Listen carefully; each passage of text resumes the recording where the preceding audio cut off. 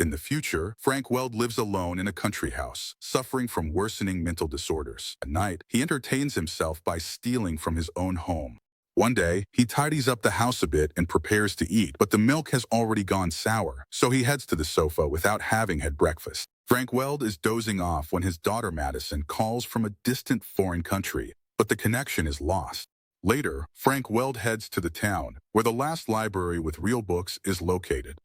The librarian Jennifer greets him with a smile, as few people read real books. She tells him that a new non-profit organization plans to convert the library to a digital format. At that moment, Frank Weld's son, Hunter, calls and the elderly man leaves. On his way, he stops at a store where the clerk greets him coldly, suspecting him of petty theft. The elderly man leaves, ignoring their shouts. As he walks toward his house, Hunter arrives in his car, worried about his father's condition. Hunter visits him every 10 days, even though he lives far away. Hunter is horrified by the mess in the house and admits that he would prefer to place his father in a facility where he would be well cared for. Frank Weld refuses to leave his home. Then, Hunter reveals a robotic assistant that he has bought to help his elderly father. Frank Weld is not happy with the gift, as he has always been against automation. However, Hunter turns on the robot and instructs it to clean the house and prepare lunch. The machine gets to work, and soon the pair is sitting at the table. Frank Weld tries to appeal to his son's emotions, saying that his mother wouldn't like this innovation, but Hunter reminds him that their parents separated 30 years ago. At that moment, the robot brings out a cake and asks Frank Weld to be a good helper. Frank Weld reluctantly agrees. The next day, the robot cleans the house and begins to impose a daily schedule that it has designed for Frank Weld. Now, the robot prepares healthy meals for the elderly man and suggests activities like working in the garden. The robot shaves Frank Weld and takes him for a walk. When Frank Weld tries to argue that he doesn't need an assistant, the robot informs him that if Frank Weld refuses, his memory will be erased and he will be sent to storage. This makes Frank Weld reconsider. One day they go to the library, but Frank Weld asks the robot to wait outside. Inside, Jennifer introduces Frank Weld to Jake, the new owner of the library, and shows him the cabinet that contains old books, which will soon be discarded. Meanwhile, outside, a group of kids starts to harass the robot, and when Frank Weld comes out, he suggests that the robot scare the bullies next time by saying it has a self-destruct program and starting a countdown. On their way home, Frank Weld and his robot stop at the store where Frank Weld steals another figurine, but the clerk catches him and demands that he show his pockets. Frank Weld manages to return the stolen item, and the employee lets him go. However, later on, Frank Weld is surprised to find the figurine in the robot's back. It turns out that the robot saw what happened and decided that Frank Weld needed the object the most. Frank Weld explains the concept of robbery to the robot and begins to teach it how to pick locks, revealing that he has served 2 prison sentences for this skill. Frank specialized in stealing jewelry because, as he says, insurance companies are the ones that suffer the most. Seeing that the robot handles the task perfectly, Frank Weld realizes that they have new opportunities. The couple heads to the library where Frank Weld shows the robot the locations of the security cameras. Then, he introduces the robot to Jennifer, who invites him to a party to celebrate the conversion of the library to digital format. When they return home, Frank Weld tells the robot that they will commit a robbery that night. At that moment, Hunter calls, tired of Madison's constant complaints and her insistence that his brother return the robot. But now Frank Weld does not want to give up his new companion. That night, the criminal duo heads to the library and steals an old edition of Don Quixote. Frank Weld does not realize that he has left his glasses on the table. At home, while Frank Weld examines the book, he remembers how Hunter asked him to teach him the art of stealing. The elderly man remembers the mischief of his children, but his memories are disordered. He deeply regrets not having paid more attention to them. The next morning, Madison calls, surprised that Frank Weld is so receptive to the robot. She gets upset when Frank Weld mentions that her brother at least did something for him. At night, Frank Weld goes to the party with Jennifer at the library, which will now serve as a community center. Jennifer tells him about the nighttime robbery, and Jake suspects that the thieves are after the new sponsors of the library. Their conversation is interrupted by Jake, who introduces his wife to the couple. He takes Jennifer away to chat, leaving Frank Weld alone. Frank Weld begins to notice the jewelry of women, especially the necklace of Jake's wife. But Jake approaches the elderly man, admitting to knowing about Frank Weld's criminal past and the glasses at the scene. Jake asks Frank Weld not to show up again. Jennifer returns, and Frank Weld suddenly confesses that he thinks Jake is a fraud, but she doesn't understand what he is talking about. Back at home, Frank Weld asks the robot to activate his visual memory, and while examining the jewelry, he realizes that it is very valuable.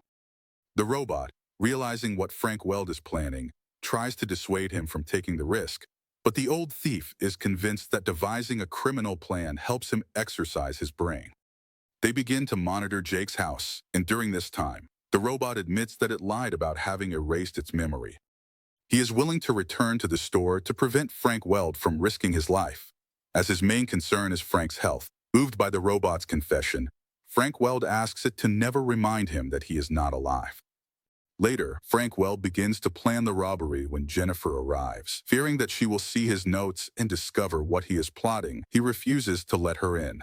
She leaves, leaving a cake at his door. The next morning, Frank Weld goes to the library to return the book to Jennifer, but upon hearing music coming from inside, he turns around and leaves. Later, he continues to watch Jake's house, telling the robot more about his life. The robot keeps taking care of the garden and watering the tomatoes that are ripening. Meanwhile, Madison returns home, determined to convince her father, Frank Weld, to get rid of the machine, which she considers ethically unacceptable. She deactivates the robot using a password that Frank Weld does not know, and shows her father photos from her recent trip, unaware that it all feels overwhelming to him. The next morning, Frank Weld wakes up for the first time in a while without the wake-up call from his mechanical friend, and he tries to turn the robot back on, but he doesn't have the password. It's impossible. Madison returns from the store with cereal, which Frank Weld stopped eating a long time ago because the robot. He only prepares healthy breakfasts. Watching over Jake's house no longer brings him any pleasure. He starts rummaging through the kitchen looking for food, throwing everything aside, and Madison prepares lasagna for him. But Frank Weld finds it bland and asks her to turn the robot back on. She refuses. Later, Frank Weld scolds his daughter Madison, saying that she did not do what the robot did. The next morning, Frank Weld notices a surprising change. Everything is sparkling clean, and his daughter Madison is busy in the kitchen, assuring him that she spent the whole night cleaning. Frank Weld catches her in a lie. He simply turned the robot back on. Frank Weld is outraged, saying that the robot is not a servant. It cannot just be turned on and off whenever someone wishes. Madison reluctantly agrees and turns the robot back on that night. Frank Weld shares his robbery plan with his robot friend. He explains that the money belongs to Jake's wife, and that Jake is just a freeloader. Every night, the couple goes out to parties, and that is when they will strike. They will steal the woman's expensive jewelry. Frank Weld has devised 20 different escape routes to ensure safety. The most important thing is that he knows where the control panel of the security system is located. At night, the man and the robot break into Jake's house, making their way to the safe. The robot, being much stronger and faster than Frank Weld, opens the safe, calculating millions of possible combinations. The criminal couple carries out the robbery, and although the owners return earlier than expected, they manage to escape. But upon returning home, Frank Weld realizes that the stolen jewelry is too recognizable, and it won't be easy to sell. He decides to hide it for the time being. The next morning, the robot serves cocktails to Frank Weld and Madison when the sheriff arrives with Jake, who is convinced that his neighbor is behind the robbery. The sheriff, aware of Frank Weld's criminal past, insists on searching the house, but Madison is bewildered and says she can vouch for her father's innocence. Later, Madison says goodbye to her father, who gives her a pair of expensive earrings he has had for a long time, advising her to sell them far away from here. Madison leaves, admitting that her brother was right about the robot. At that moment, Frank Weld notices a van watching his house. He remembers the sheriff entering his home, which means that the house could be under surveillance. He turns up the volume on the television and wonders where to hide the stolen items first. He burns all his robbery plans in the fireplace. Then, the robot reminds him about his memory, saying that the police can review it. The robot asks Frank Weld to delete his memory, but Frank Weld cannot do it. Desperate for a solution, Frank Weld asks the robot to call Hunter and tell him that Frank is dying. Alarmed by the message, Hunter rushes to his father's house and finds him in bed. Hunter tries to convince Frank Weld to go to the hospital, but Frank Weld suddenly confesses that he has been a bad father and asks for his son's forgiveness. He begs Hunter to hide his briefcase without looking inside. Hunter places the briefcase in the trunk of his car, but as soon as he walks away, the sheriff emerges from the van and stops him. When they open the briefcase, they only find useless porcelain figurines. The sheriff tells Hunter about the robbery next door, but Hunter does not understand why his father is being accused, as he is sick. Just at that moment, Frank Weld casually walks out to the Porsche, infuriating his son, who had run in a panic. Jake remembers that they can check the robot's memory to uncover the truth. The police surround the robot, but suddenly it announces that the self-destruct system has been activated and begins a countdown. Seeing Frank Weld trying to escape, the police run away. Frank Weld starts Hunter's car and drives away with his friend along the way. The robot asks Frank Weld again to erase its memory to avoid problems.